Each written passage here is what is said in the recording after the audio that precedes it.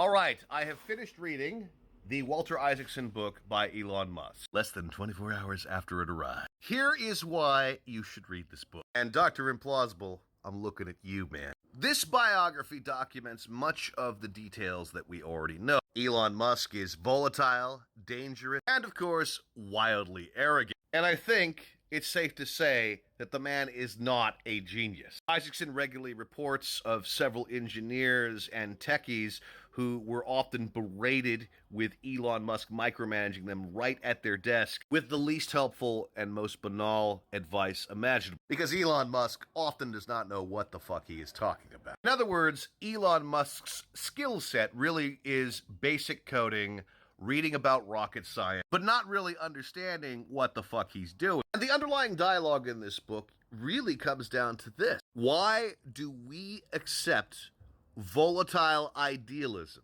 in lieu of pragmatism and in lieu of equanimous stability? When Donald Trump became president, this became the operative mode on how to run government. And with Elon Musk, this is now the way that we deal in business. I mean, take a look at this quote from Yoel Roth. He, of course, was the Twitter content moderation guy who Elon treated abysmally. People want me to say I hate him, but it's much more complicated, which I suppose is what makes him interesting.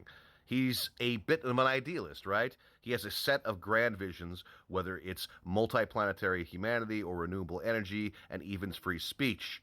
And he has constructed for himself a moral and ethical universe that is focused on the delivery of those big goals. I think that makes it hard to villainize him. Really, Yoel? History, of course, is littered with all manner of idealistic charlatans, and Elon Musk is no different. Steve Jobs, a figure who Isaacson has also written about, may have been able to change the world by having demanding and exacting standards. But compared to Elon, Steve Jobs' demands look a lot more reasonable, because Elon Musk simply does not ascribe to reality, much less empathy. As head of SpaceX and Tesla, Elon Musk regularly cut corners, jeopardizing the safety of his employees and essentially playing God. And he still has many fawning admirers, and the people close to him still want to give him the benefit of the doubt. And why, when it is so obvious how dangerous this man is? Elon Musk is described as either having Asperger's or perhaps some multi-personality disorder, because many of his compadres talk about demon mode. And if you meet Elon in demon mode, you are going to get the most monstrous version of Elon. He will berate you, he will destroy you, and anyone in a position of power who is that volatile should not be entrusted with the trajectory of our culture and our technology. I should also point out that Walter Isaacson is often very snarky in describing Elon. Here are some of my notes. Levchin, a small and wiry guy who had occasionally harbored vague fears that Musk might one day beat him up. PayPal had become a trusted brand name, like a good pal who was helping you get paid.